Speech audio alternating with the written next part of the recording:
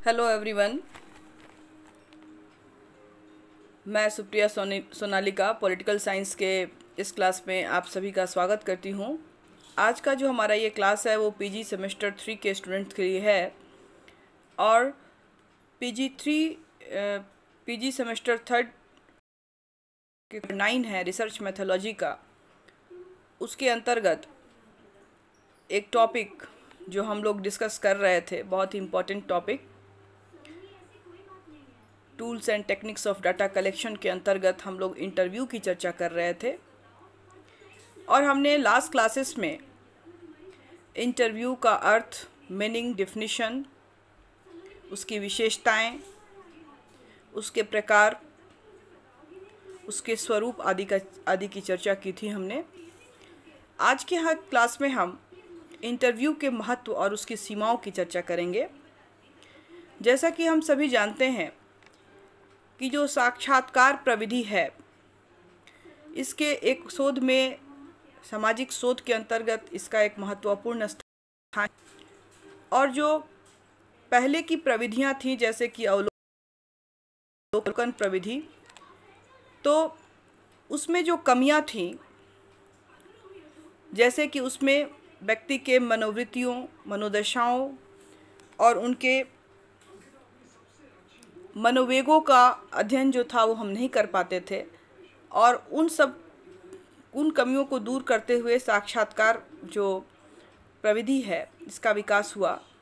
और इसके द्वारा जो है, साक्षात्कार के माध्यम के द्वारा व्यक्ति जो है व्यक्तिगत संपर्क के द्वारा सूचना एकत्रित करने एवं उसको लिखने की एक क्रम,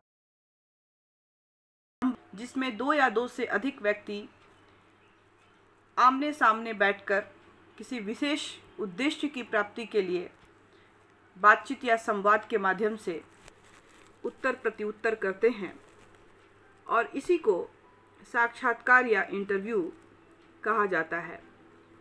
और यह प्राथमिक स्रोत जो है एकत्रित करने की, डाटा कलेक्शन की जो प्राइमरी सोर्स है, उसके अंतर्गत एक बहुत ही महत्वपूर्ण प्रविधि है।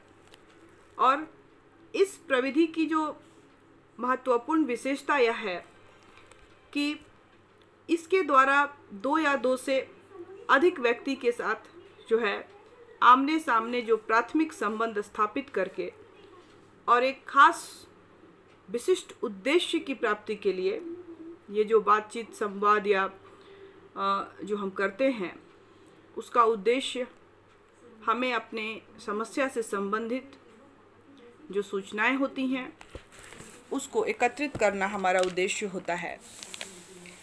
आज हम देखेंगे कि ये जो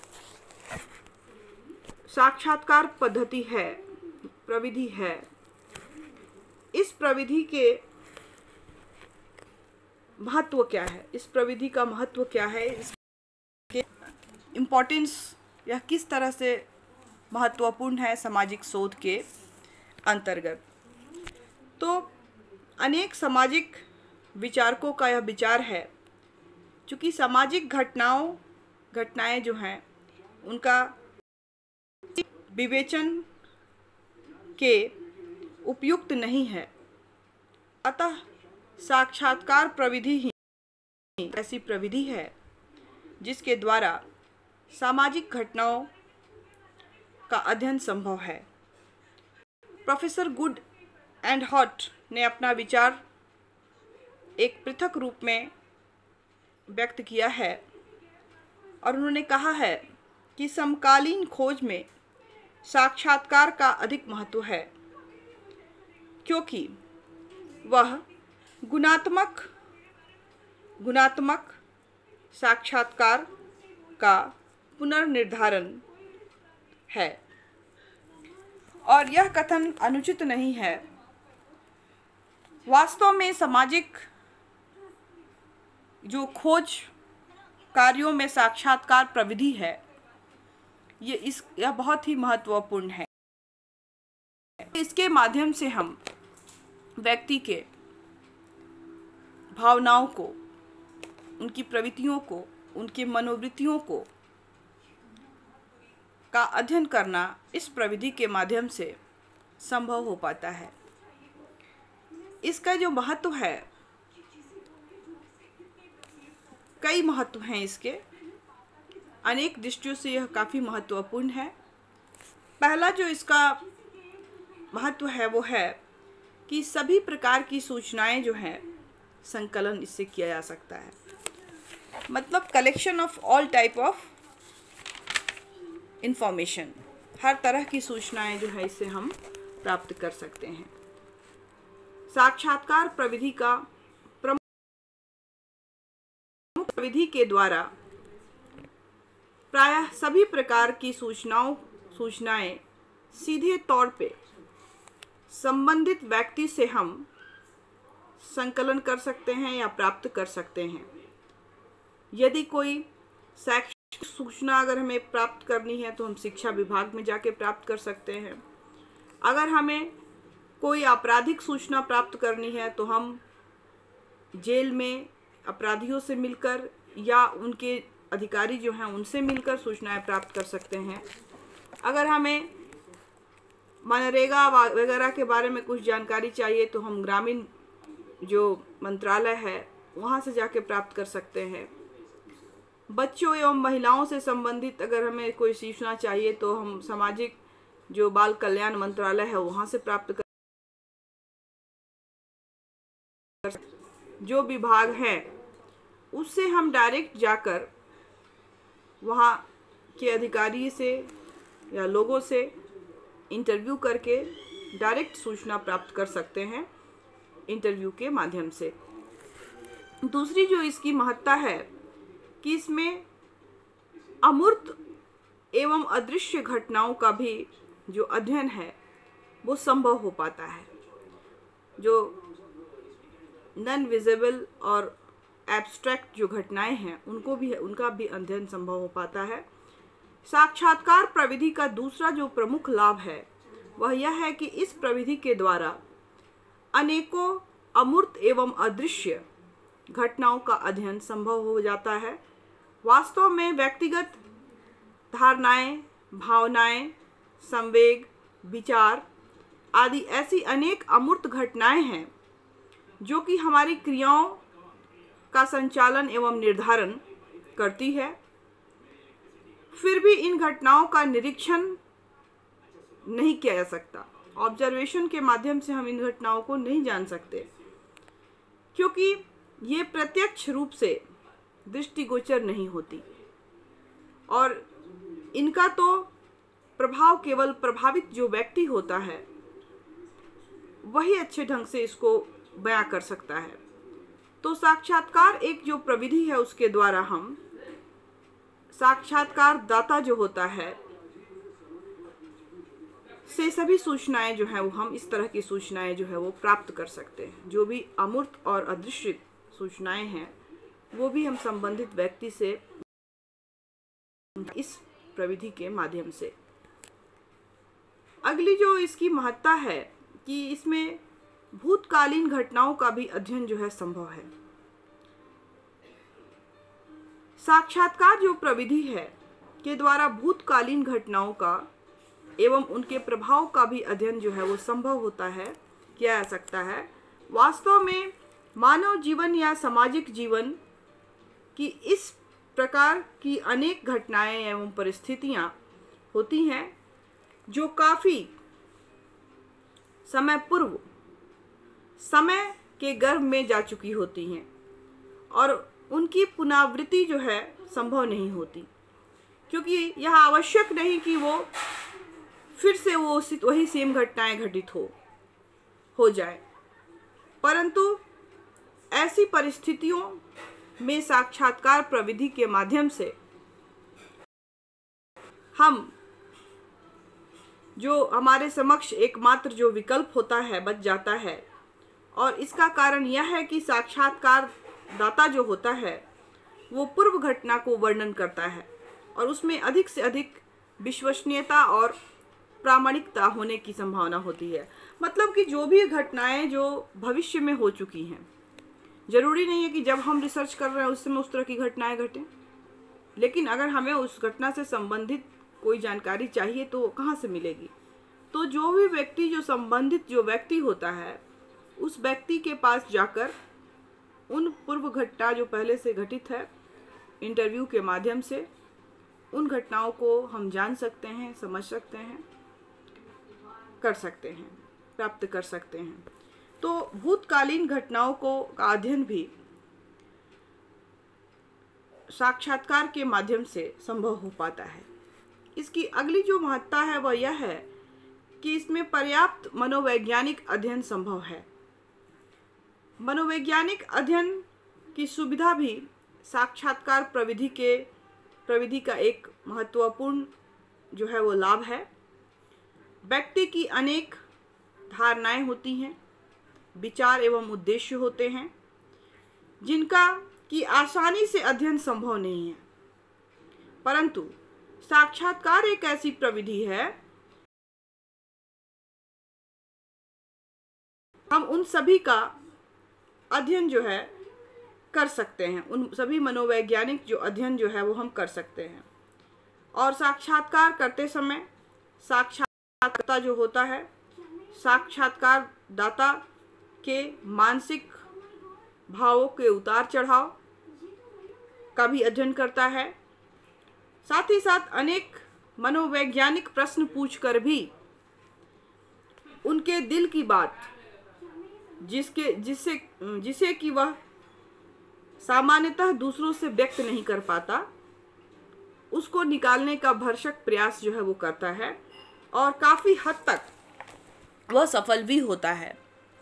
मतलब जो व्यक्ति के अंदर छुपी हुई सूचनाएं होती हैं किसी घटना से संबंधित, जिसको वह बयां तो करना चाहता है लेकिन कर नहीं पाता है, तो साक्षात्कार के माध्यम से बातचीत के दौरान व्यक्ति उसके अंदरूनी जो उसके भाव हैं, जो उसके उतार चढ़ाव हैं, उसको भी वैसी सूचनाएं भी प्राप्त करने में सफल हो जाता है। इसके बाद इसकी अगली जो महत्ता है वो यह है कि पारस्परिक प्रेरणात्मक अध्ययन, इसके द्वारा पारस्परिक प्रेरणात्मक अध्ययन भी संभव है। में कम से कम 2 व्यक्ति तो अवश्य होते हैं और इन व्यक्तियों में साक्षात्कार दाता और कर्ता दोनों होते हैं और विचारों का आपस में आदान प्रदान होता है। और दूसरे शब्दों में अगर कहें तो वे दोनों एक दूसरे के विचारों से अवगत होते हैं और इस प्रकार दोनों ही पक्ष एक दूसरे से प्रेरित एवं उत्साहित होते रहते हैं।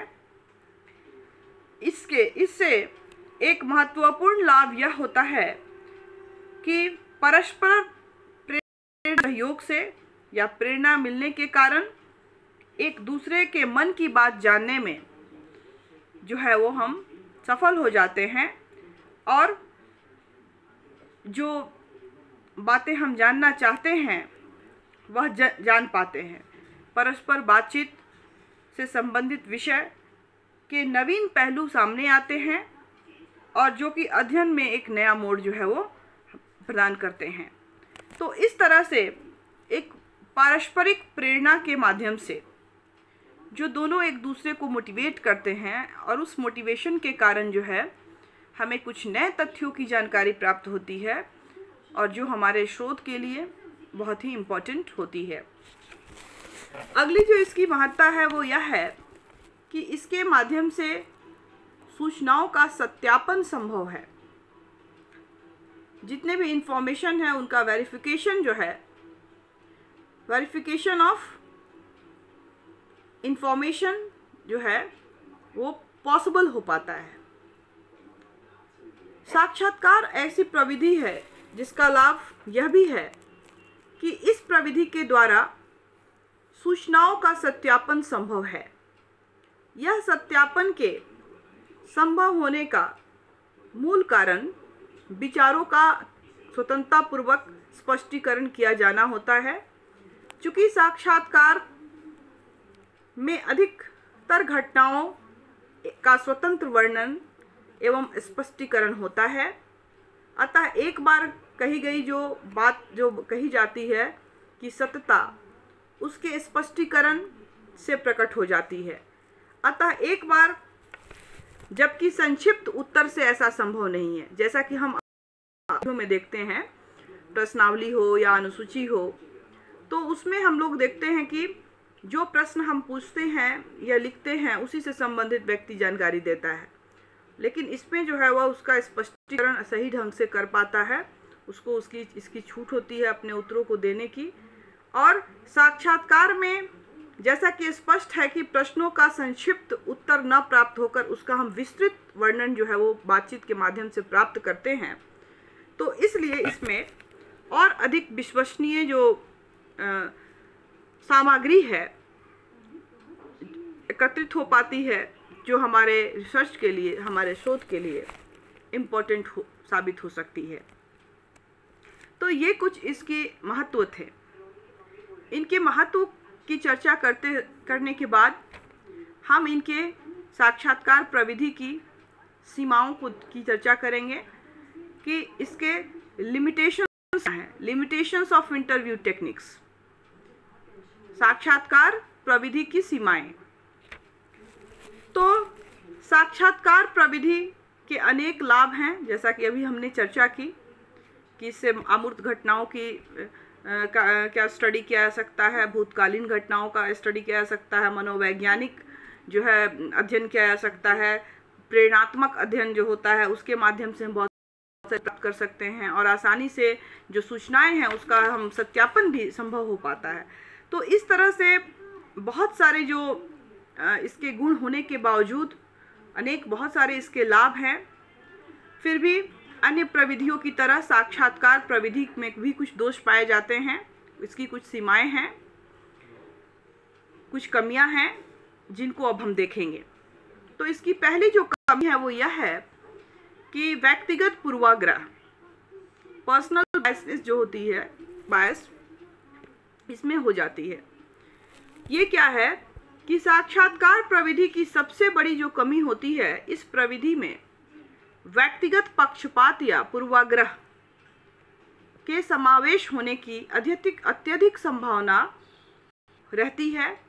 इसलिए सामग्री की विश्वसनीयता सदैव संदिग्ध बन जाती है, और इस प्रविधि में सारा वर्णन स्वतंत्र होता है, साथ ही विस्तृत भी होता है। अतः सूचनादाता तो अपने भाव एवं पक्षपात मिश्रित है, और इसके अतिरिक्त साक्षात्कारकर्ता का अपना स्वयं का अपना पक्षपात उसमें समाविष्ट हो जाता है। मतलब वो जो विचार उससे संबंधित रखता है, तो उसमें जो है वो व्यक्तिगत जो उसके पक्ष हैं वो भी जो सूचना एकत्रित करने के समय में सम्मिलित हो जाते हैं। तो यह इसकी एक कमी है। दूसरी जो इसकी कमी है वो यह है कि साक्षात्कार दाता पर निर्भरता होती है। मतलब इसमें जो है सूचनादाता हमेशा जो भी साक्षात्कार करता है वह सूचनादाता या साक्षात्कारकर्ता जो है उस पर डिपेंड होता है, निर्भर रहना पड़ता है।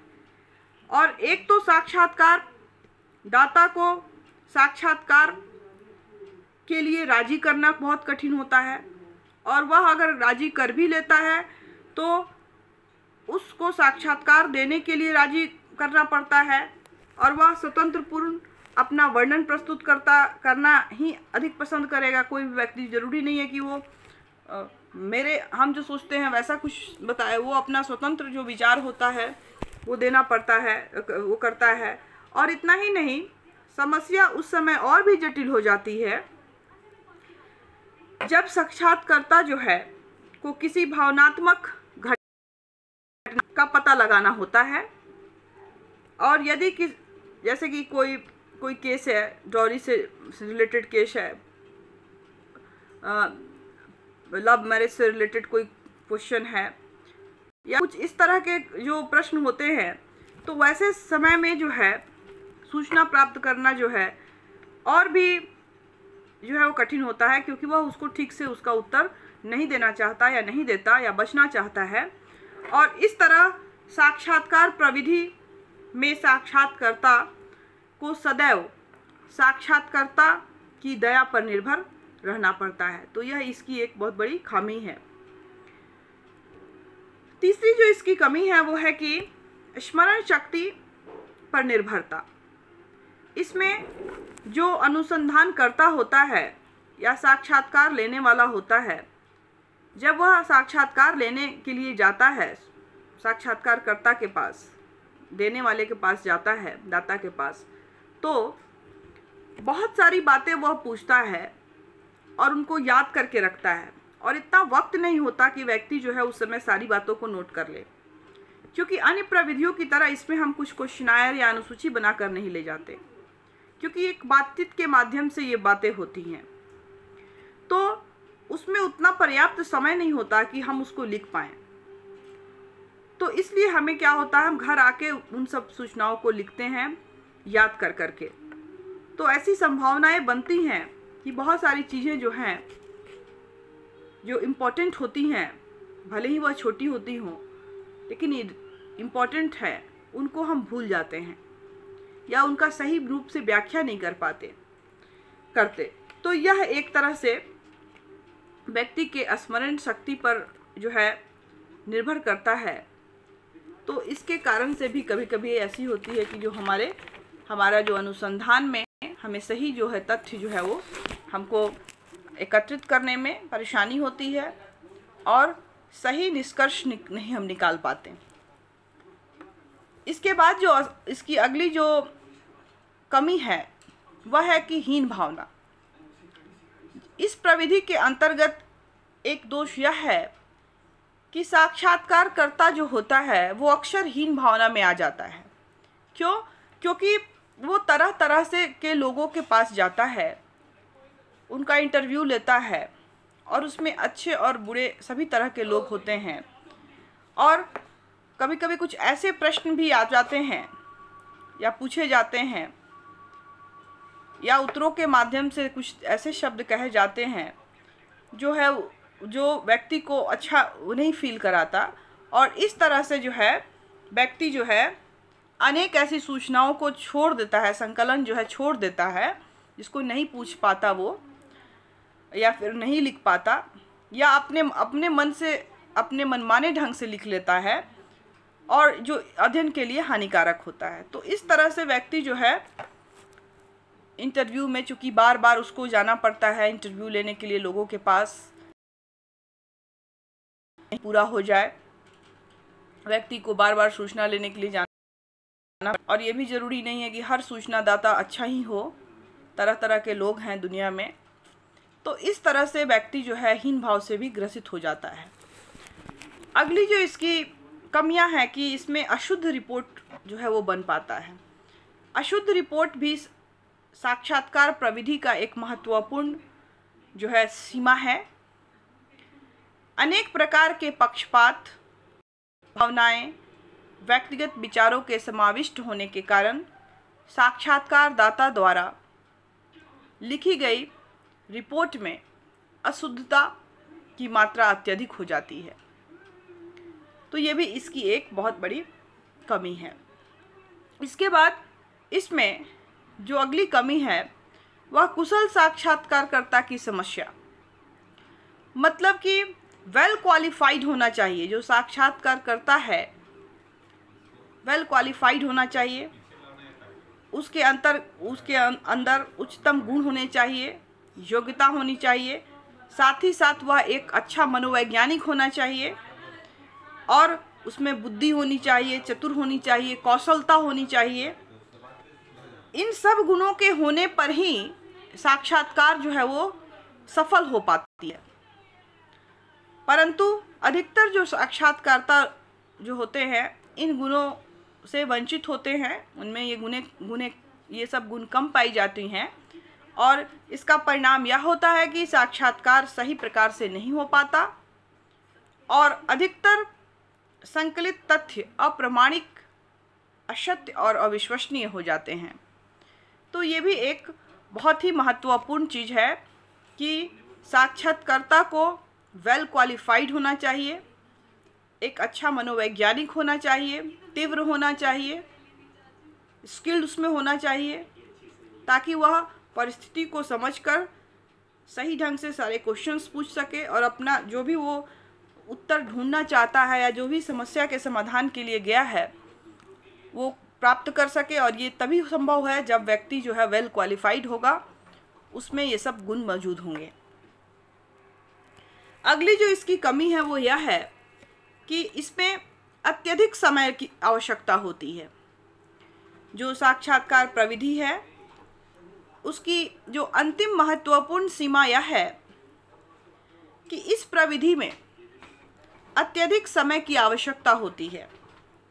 साक्षात्कारकर्ता को अनेक व्यक्तियों का साक्षात्कार लेना होता है और एक एक साक्षात्कार दाता के पास कई कई बार जाने पड़ते हैं। मान लीजिए कि मैंने साक्षात्कार लिया, लेकिन बहुत सारी कुछ क्वेश्चंस है जो उसमें मुझे याद नहीं है, मैंने नहीं पूछ पाया, या उसने बताया लेकिन मुझे सही स्पष्ट नहीं हुआ, तो फिर दोबारा से मुझे उसके पास जाना पड़ेगा। तो इस तरह से इतना ही नहीं, साक्षात्कार के समय भी साक्षात्कारकर्ता अपनी आवश्यक बातें कहने में कभी कभी जो है काफ़ी समय नष्ट हो जाता है और जो सही सूचना होती है वो हमें सही समय पे नहीं मिल पाती। तो इस तरह से इस प्रविधि में अत्यधिक समय की आवश्यकता होती है और काफ़ी समय इसमें लग जाता है। एक एक करके कई बार ऐसा होता है कि एक ही व्यक्ति से हमें कितनी बार साक्षात्कार लेनी पड़ती है और इसमें इस तरह से समय का बहुत ज़्यादा लॉस होता है। तो ये सारी जो थी इसकी सीमाएं थीं, कमियां थीं, और इस प्रविधि में अनेक कमियां हैं, परंतु वास्तव में ये सीमाएं जो है अस्वाभाविक नहीं हैं, क्योंकि प्रत्येक वस्तु की कुछ गुण और कुछ उसमें कमियां पाई जाती हैं जो कि उसके महत्व को एक प्रकार से बढ़ा देती है, और जिसमें कमी होगी उसी में सुधार होगा और उसका विकास होगा। तो साक्षात्कार प्रविधि का भी धीरे धीरे जो है वो विकास हो रहा है और उसमें धीरे धीरे सामाजिक अनुसंधान की एक अत्यधिक महत्वपूर्ण प्रविधि के रूप में इसको स्वीकृति मिल रही है। कमियां हैं, लेकिन इसका मतलब ये नहीं है कि यह बेकार प्रविधि है।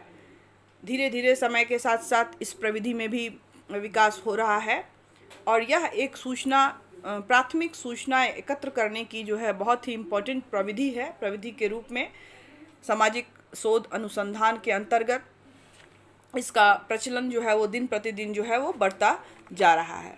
तो इस तरह हमने आज देखा क्लास में कि इस प्रविधि के अंतर्गत जो है सबसे पहले हमने इसके महत्व को देखा कि इसका महत्व क्या है अनुसंधान के लिए। उसमें हमने देखा कि इसके माध्यम से सभी तरह की सूचनाएं जो हैं वो हम संकलित कर सकते हैं।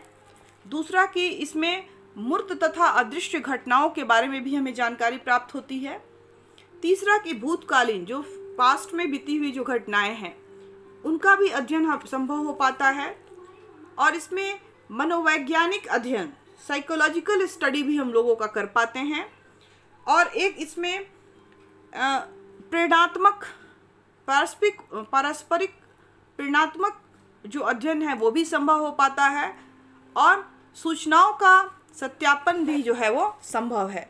तो एक तरह से हम देखें तो ये बहुत ही एक अच्छी प्रविधि है जिसके माध्यम से विभिन्न तरह के समय में के परिस्थितियों के विभिन्न तरह के तथ्यों का संकलन जो है वो हम इंटरव्यू के माध्यम से कर पाते हैं।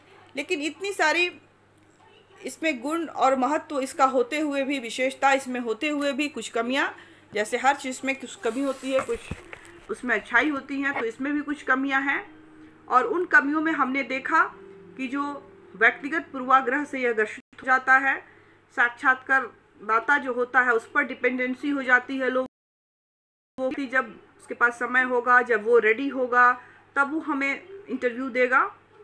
तीसरी चीज़ वो है कि इसमें व्यक्ति को सब कुछ याद रखना पड़ता है, क्योंकि इतना वक्त नहीं होता कि वह साक्षात्कार के दौरान सब कुछ लिख पाए अन्य प्रविधियों की तरह।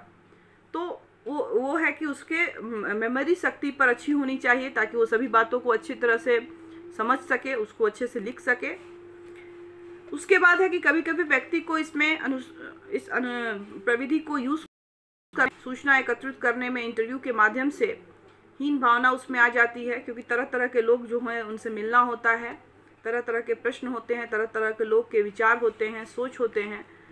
तो बहुत बार होता है कि वह व्यक्ति जो है हीन भावना से ग्रसित हो जाता है और इसकी वजह से जो है वो रिपोर्ट जो तैयार करता है उसमें अशुद्धता आ जाती है। और एक व्यक्ति एक जो साक्षात करता है उसमें कुछ विशिष्ट गुण होने चाहिए, क्वालिटी होनी चाहिए। तो अगर वो क्वालिटी नहीं है तब भी उसका साक्षात्कार जो है वो ठीक ढंग से सफल नहीं हो पाता। जो व्यक्ति का मनोवैज्ञानिक होना चाहिए, विषय का एक्सपर्ट होना चाहिए ताकि वह सभी तरह के क्वेश्चंस को पूछ सके, उसमें बुद्धि होनी चाहिए, तीव्रता होनी चाहिए, साथ ही साथ एक कौशल स्किल होना चाहिए कि किस तरह से वो अपने प्रश्नों के उत्तर उस व्यक्ति से प्राप्त कर सके। तो इन सारी खूबियों का होना उस अनुसंधानकर्ता में या इंटरव्यूकर्ता में होना चाहिए। और इसके साथ साथ एक इसकी और कमी भी हमने देखी कि इसमें समय जो है वो काफ़ी लगता है। तो कभी कभी ये काफ़ी लेंदी हो जाता है, काफ़ी समय इसमें हमारा चला जाता है अनुसंधान करने में, और बार बार हमें एक ही काम के लिए एक आदमी के पास दौड़ना पड़ता है। तो ये सारी इसकी कुछ कमियां हैं, लेकिन कमियों के बावजूद भी इसकी जो महत्ता है इसको हम अस्वीकार नहीं कर सकते, क्योंकि जो शुरू की प्रविधियां थी, जैसे अवलोकन निरीक्षण विधि जो प्रविधि थी, उसमें जो कमियां थी जिसके माध्यम से हम व्यक्ति के आंतरिक मनोदशा को, मनोभाव को, मनोवृत्तियों को, उसके मनोवेगों को हम नहीं जान पाते थे। तो इंटरव्यू एक ऐसा माध्यम है जिसके माध्यम से हम आमने सामने बैठ करके बहुत सारी ऐसी सूचनाएं जो है वो हम प्राप्त कर पाते हैं, क्या कर लेते हैं, जो कि अन्य प्रविधियों में संभव नहीं दिखाई देती है। तो इस तरह हम कह सकते हैं कि जो साक्षात्कार की प्रविधि है, सामाजिक अनुसंधान में प्राथमिक स्रोत एकत्रित करने की एक बहुत ही महत्वपूर्ण प्रविधि है, और दिन प्रतिदिन इसका महत्व सामाजिक शोध के अंतर्गत बढ़ता जा रहा है। आई थिंक आपको समझ में आया हो। अगर कोई प्रॉब्लम हो तो आप कमेंट सेक्शन में जाके अपने क्वेश्चन रख सकती हैं या रख सकते हैं। नेक्स्ट क्लास में हम लोग उसका सॉल्यूशन देंगे। और आज का जो हमारा क्लास है यहीं समाप्त होता है। बहुत जल्द हम नए क्लास के साथ आपसे फिर मिलेंगे। तब तक के लिए घर में रहें, सुरक्षित रहें, पढ़ते रहें। और एक सबसे इम्पॉर्टेंट बात, अगर आप नए हैं तो आप इससे पहले की इंटरव्यू वाली क्लासेस देख लें ताकि आपको इस क्लास को समझने में आसानी हो, क्योंकि आधा इसका हिस्सा जो है मैंने अपने पिछले वीडियोस में बताई है और उसका आधा पार्ट मैंने इसमें बताया है। तो अगर आप दोनों को देखेंगे तो आपको आसानी होगी इंटरव्यू प्रोसेस को समझने में। और अगर आप नए हैं तो चैनल भी सब्सक्राइब कर ले ताकि मेरी लेटेस्ट वीडियो जो है आप तक पहुंच पाए और आपको पढ़ाई लिखाई करने में कोई दिक्कत नहीं हो, आसानी से आपको जो है वो आपके सब्जेक्ट से रिलेटेड सारे टॉपिक्स मिल जाएं। आज का जो क्लास है हमारा यहीं समाप्त होता है। घर में रहें, सुरक्षित रहें, पढ़ते रहें। Thank you all of you.